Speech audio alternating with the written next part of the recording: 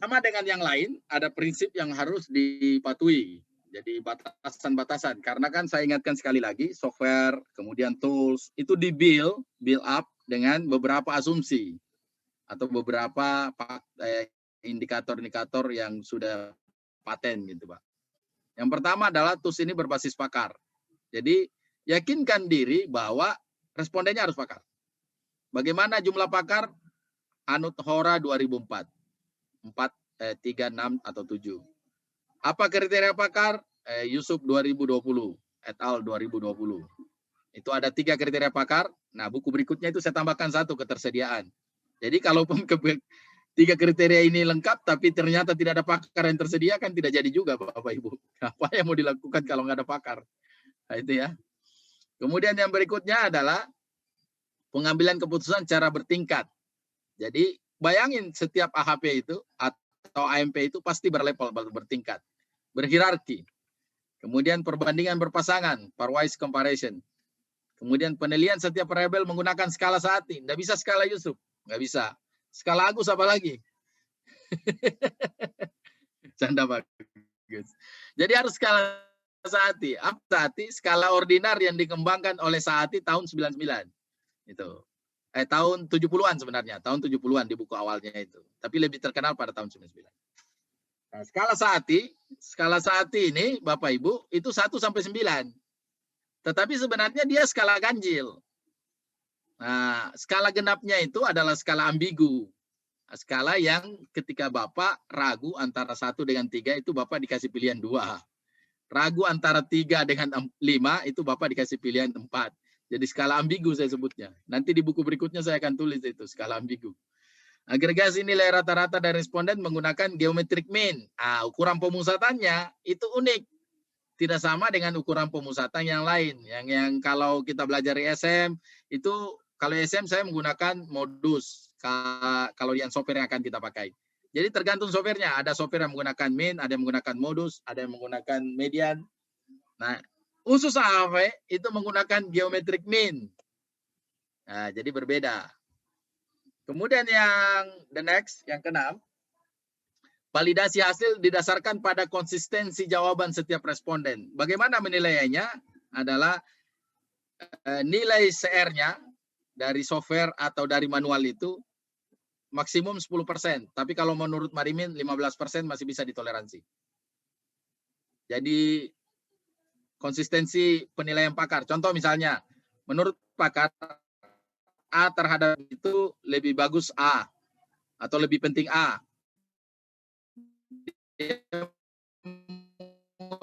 Menggunakan kalimat penting daripada C. Berarti otomatis itu A lebih penting daripada C, gitu loh. Tuh, ya. Konsistensinya itu, konsistensinya.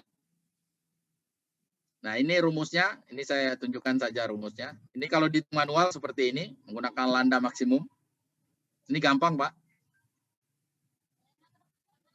Nah, bagaimana cara kerjanya? Bagaimana prinsip-prinsip kerja dari AHP itu? Yang pertama adalah prinsip decomposition.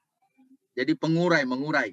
Kalau orang-orang ekologi ini gampang ini, hafal mati nih. Orang-orang lingkungan ya. Mengurai permasalahan yang kompleks menjadi lebih rinci dan dibuat terstruktur. Jadi dikomposisi. Kemudian yang kedua, comparative adjustment, membuat penilaian tingkat kepentingan relatively one on one. Jadi satu dengan satu A dengan B, B dengan C, A dengan C, C dengan D gitu. Ya. Tadi mobil A dengan mobil B dengan C, pilihan-pilihan itu dikomparatifkan. Kriteria A dengan kriteria B. Jadi tidak bisa dia langsung komprehensifkan. Kalau dikomprehensifkan langsung misalnya menurut Bapak Ibu mobil mana yang paling bagus ini? Itu nggak bisa. Nggak bisa sekaligus 4-4-nya atau 5-5-nya gitu. Harus satu one on one. Kemudian berikutnya adalah sintesa prioritas sintesis, mengestimasi nilai agent factor. Jadi kalau di manualnya itu ada nilai agent factornya, Pak, di manualnya. Kalau di softwarenya udah enggak kelihatan, udah running aja. Memperoleh nilai prioritas lokal dan prioritas global. Jadi nanti ada simbol L dan simbol G. Biasa ada yang nanya itu di YouTube. Ini apa Pak maksudnya? G sama L ini apa? Itu lokal itu. Kalau lokal itu artinya hanya di hierarkinya saja. Di satu struktur itu, satu rangkaian itu. Kemudian berikutnya adalah logik konsistensi. Jadi pengelompokan dan level adalah yang serupa atau sejenis. Nah, ini harus hati-hati. Tadi untung tadi ada kasusnya Pak Senal. Nah, kalau dimensi berarti dia harus sama-sama dengan dimensi, Pak. Jadi tidak bisa dibandingkan antara dimensi dengan yang bukan dimensi. Dimensi dengan aktor tidak bisa kita bandingkan. Nah, itu. Jadi kalau dia dimensi berarti harus dibandingkan dimensi sosial dengan dimensi ekonomi. Bagus mana dari penggunaan ini contoh kasusnya Pak Senal tadi. Menurut Bapak Ibu, bagus mana antara dimensi ekonomi dengan dimensi sosial terhadap sagu tradisional atau sagu bioindustri? Nah, itu. Bisa saja secara sosial lebih bagus sagu tradisional, Pak Zainal. Iya, betul. Tapi kalau secara ekonomi tentu lebih bagus bioindustri. Nah, itu. Berikutnya dibandingkan lagi, lebih bagus mana ekonomi dengan ekologi antara sagu tradisional dengan sagu bioindustri. Nah, ekologi lebih bagus sagu tradisional karena lebih berkelanjutan. Nah, kita coba kasus ini. Nanti kita praktek kasus ini. Yang pertama kita rumuskan apa yang harus kita lakukan dalam menghadapi. Apakah strategi atau kegiatan yang harus kita lakukan saja.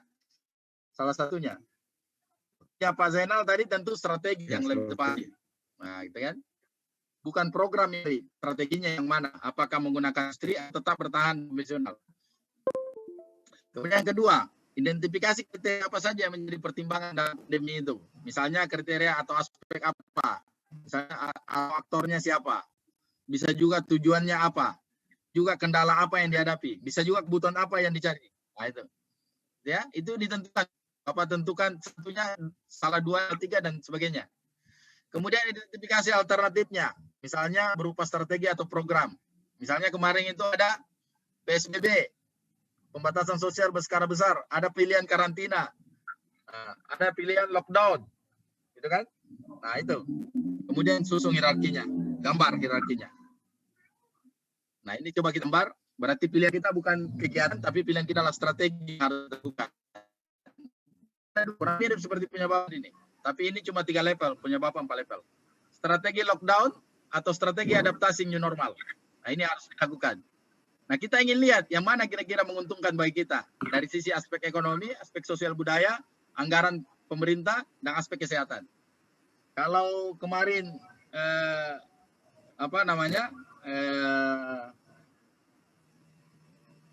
tim ini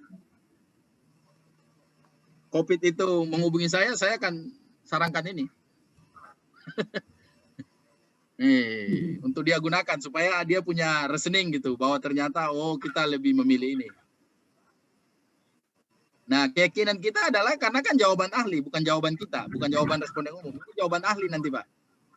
Jadi kita akan meminta pendapat ahli. Bagaimana kalau ahlinya banyak? Bisa kita triangulasi. Triangulasi itu metodenya adalah metode yang menggabungkan beberapa metode. Nah, misalnya ahlinya kita stratified.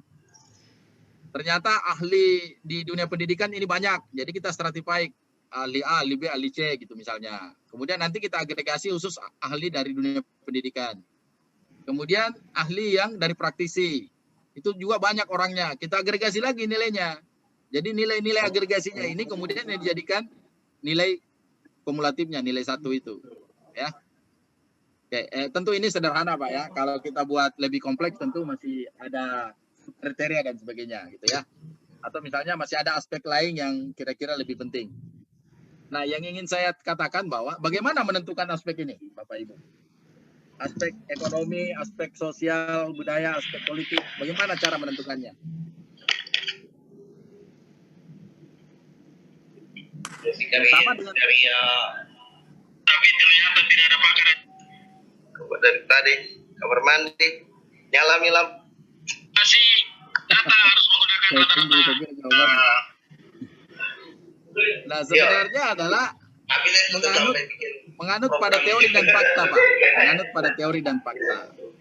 Nah, ternyata faktanya dengan kejadian pandemi COVID itu, Mas Agus, ada suara masuk? Apa itu? Kasihan mengganggu. Jadi bagaimana menentukan aspek-aspek ini? Sama dengan punya Pak Zainal. Kalau saya challenge Pak Zainal, saya pengujinya misalnya, saya tanya Pak Zainal, apa dasar penentuan 5 aspek tadi, Pak?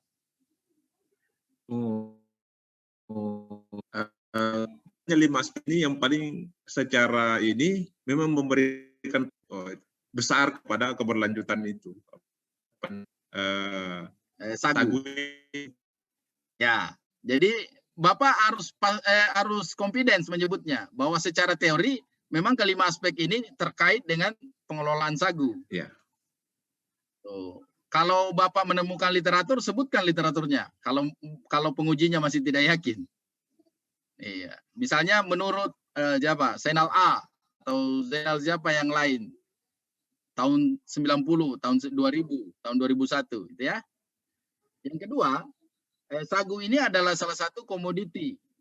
Secara fakta ini, Pak, ya. Secara fakta, sagu ini adalah salah satu komoditi pangan. Nah, komoditi pangan itu kan dengan aspek ekonomi, aspek sosial, aspek ekologi. Ya. Karena dia terkait dengan sumber daya alam. Sumber daya.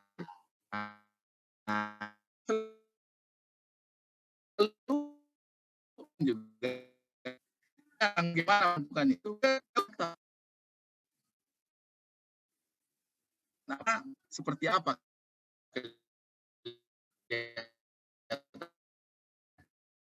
Itu.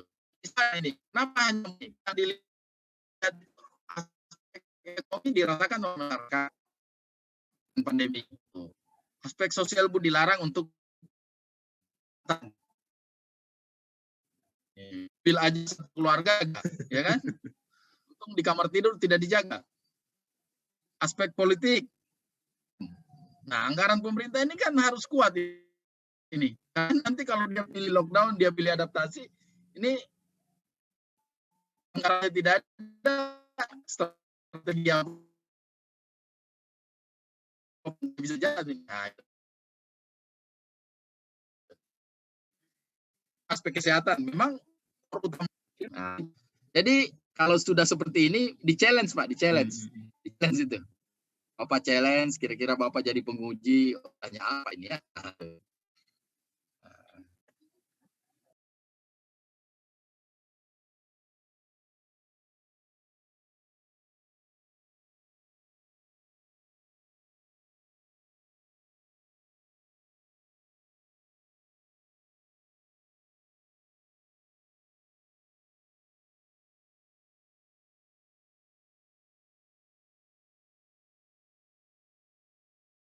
Memasukkan tingkat kepentingannya karena nanti tidak semua hafalin. Jadi dia harus lihat, oh angka 1 ini maknanya apa ya? Oh sama penting kalau ini. Kalau 2 ini oh lemah atau sedikit lebih penting. Yang ketiga oh cukup penting yang ini dibanding yang ini gitu. Ekonomi dengan sosial budaya mau kasih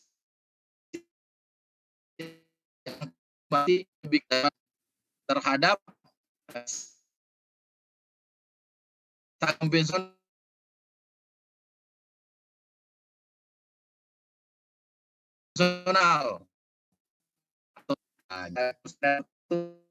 tutup kusen yang lain, jadi dia tertutup.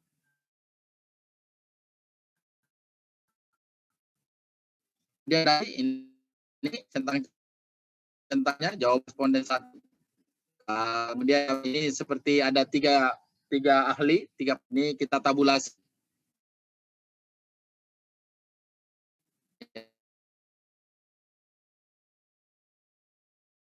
Dan sosial itu ternyata penting ekonomi nilainya lebih rendah. Yang ketiga sama penting. Nah, sama-sama penting. Kalau jawabannya benar kiri, Anda perhatikan kolom ekonomi dengan kolom sosial budaya. Kalau jawabannya ada di angka 5, berarti dia 5/1, Pak. Berarti kita simpan di sini 5% atau saya tabulasinya. Tapi kalau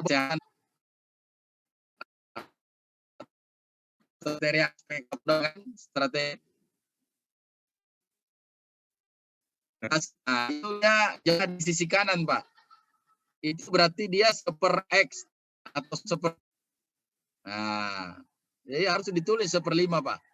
Ini 1/3. Karena ini nanti ada pilihan di softwarenya. Pilihannya seperti ini. Pilihan angkanya itu 5, 3, persis seperti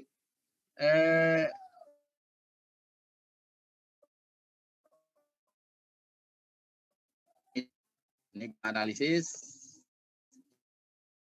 Kita direct, kita kemudian pilihannya ada 2. Punya channel nanti keluar strategi biologi 0,672, strategi SAG 2. Berarti yang pilih adalah strategi bioindustri. Nanti yang dibahas strategi bioindustri itu unggul dari sisi ekonomi, unggul dari sisi kelembagaan, unggul dari sisi teknik. Itu yang dibahas. Kalau strategi konvensional unggul dari sisi sosial, unggul dari sisi ekonomi misalnya gitu. Kalau itu terjadi, kalau 5-5-nya unggul, lebih heboh lagi kan?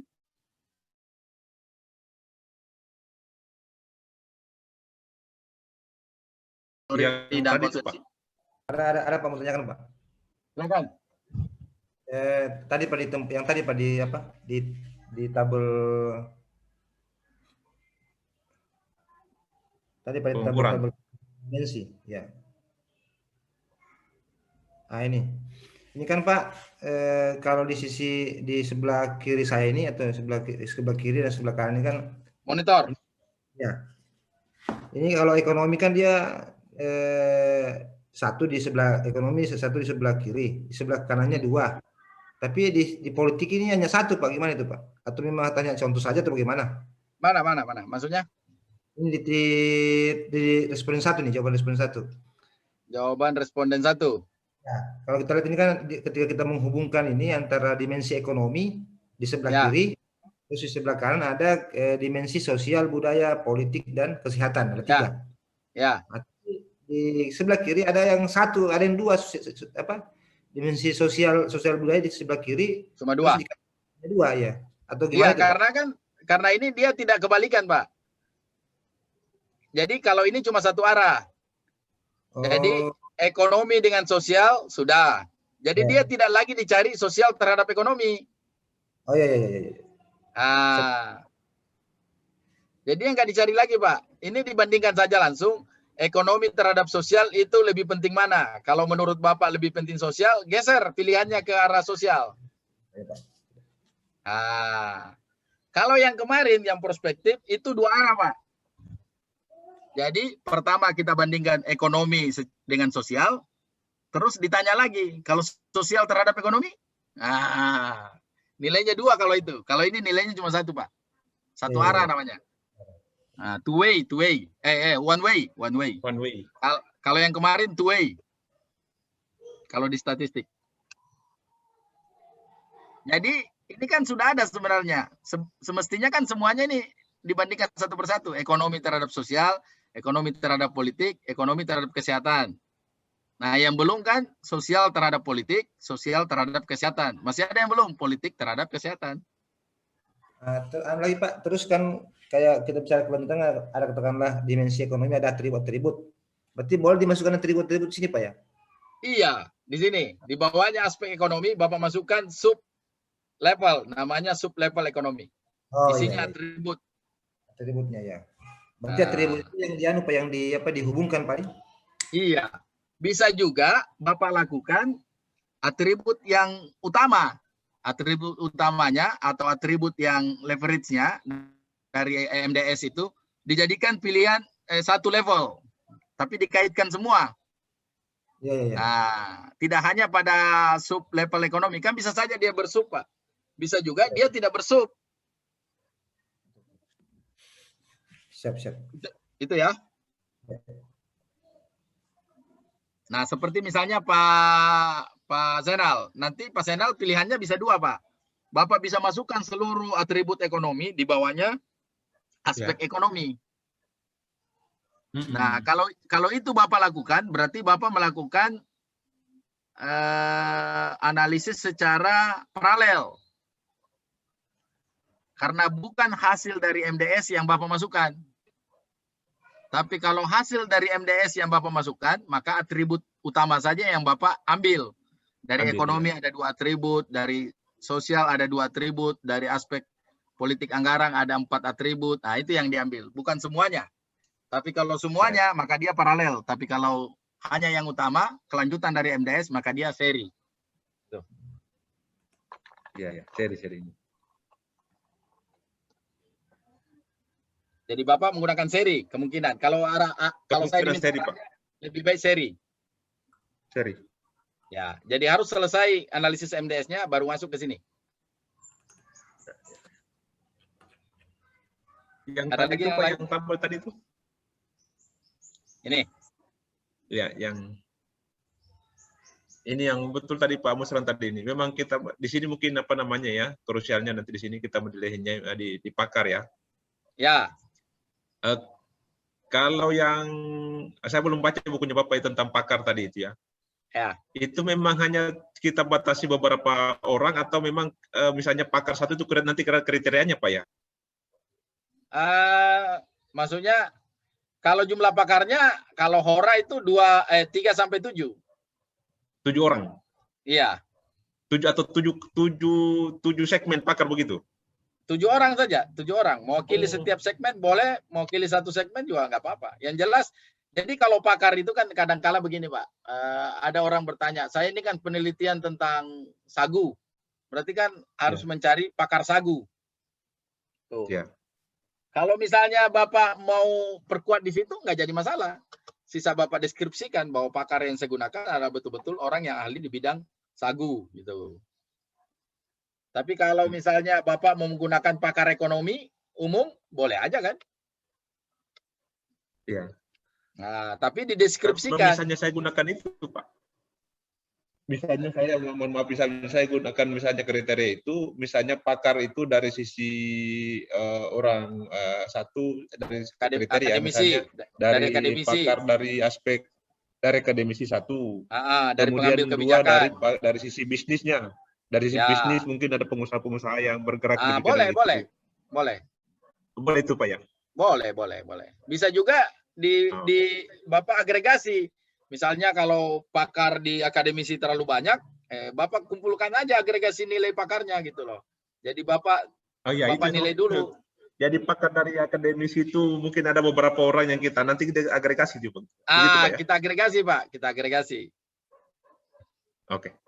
Sip. Sama dengan pengusaha misalnya dari sisi ekonomi, pengusaha dari sisi misalnya orang kelembagaan, apalagi dan lain sebagainya gitu. Nanti diagregasi. Jadi kalau di lab itu dikalibrasi kan, karena takutnya kalau cuma satu pakar, Bapak ragu kan. Di Indonesia itu kan sebenarnya pakar banyak juga, cuma kan lebih banyak komentator. Iya. Lebih banyak komentator, Pak. Apalagi kalau di televisi, lebih banyak komentator daripada pakar. Iya. Nah, itu. Yang lain. Terima kasih, Pak. Jadi nanti Pak Zainal, teman-teman yang lain, penguatan pakarnya itu didefinisikan, dideskripsikan sedemikian, itu di metodologi. Di bab metodologi. Jadi penggunaan pakar, responden yang Bapak ambil adalah responden pakar menurut Yusuf et al, pakar menurut Hora, jumlahnya sekian. Nah, pakar yang saya ambil ini adalah terdiri dari ini. Nah, alasan pengambilannya ini. Ya, bisa begitu, Pak.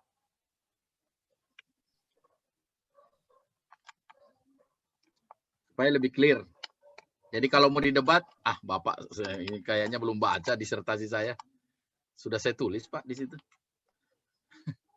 Sip. Gitu kan. Alhamdulillah. Ada lagi yang lain?